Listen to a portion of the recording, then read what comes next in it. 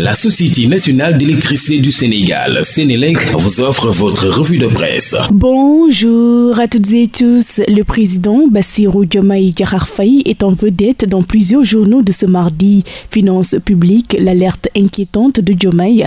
Nous sommes confrontés à des contraintes budgétaires majeures avec peu de marge de manœuvre financière, renseigne ce journal. Ousmane Sonko promet la tolérance zéro. Et oui, le chef de l'État sur les finances publiques, nos confrères de Walf Quotidien titre diagnostic alarmant. L'État est confronté à des contraintes budgétaires majeures et Diomaye fait le procès de l'administration. Situation financière, Diomaye sans marge, titre qui barre la une du journal Le Quotidien. Au terme de 9 mois d'exercice, les constats sont alarmants. Les marges de manœuvre budgétaires et financières n'existent quasiment plus. Efficacité et efficience de l'administration sénégalaise, le chef de l'État campe les enjeux selon Le Soleil. Pour Bassirou Diomaye Faye, nous avons une administration républicaine, mais souvent figée dans des schémas dépassés. Vers la création donc d'une agence nationale de centralisation de la commande publique. Dans Sud Quotidien, bonne gouvernance publique, Diomaye livre sa recette.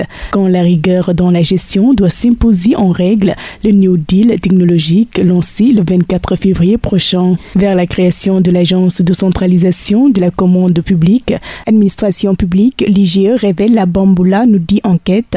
L'IGE rappelle à l'ordre managers et administrateurs et appelle à l'évaluation du décret sur les véhicules administratifs. Entre 2021 et 2023, l'État a acheté plus de 650 véhicules. Ouverture de comptes bancaires, mauvaise tenue de la compta matière, recrutement, entre autres, ces mots qui gangrènent l'administration. Pendant ce temps, demande d'enquête du pôle judiciaire financier à la DIC, Tabaskingom coule, l'ex-DG de la Proci nous informe l'Observateur. L'arrestation de Mohamed Ba et le vaste réseau de transactions financières douteuses mêlant détournement de deniers publics, prêts non remboursés et soupçons de collusion politique. Des audios et documents compromettants entre les mains des autorités judiciaires pourraient être confrontés aux mises en cause dans les prochaines étapes de l'enquête. Et sur l'affaire Fabangom, dans les Échos, Babacar Gueye crie à l'injustice et crache ses vérités. Selon lui, Fabangom est la victime expiatoire de l'échec prémonitoire d'une chasse aux sorcières. Il ajoute en disant qu'Ousmane Sonko, l'alpha et l'oméga de l'État PASTEF qui finit de se mettre en place.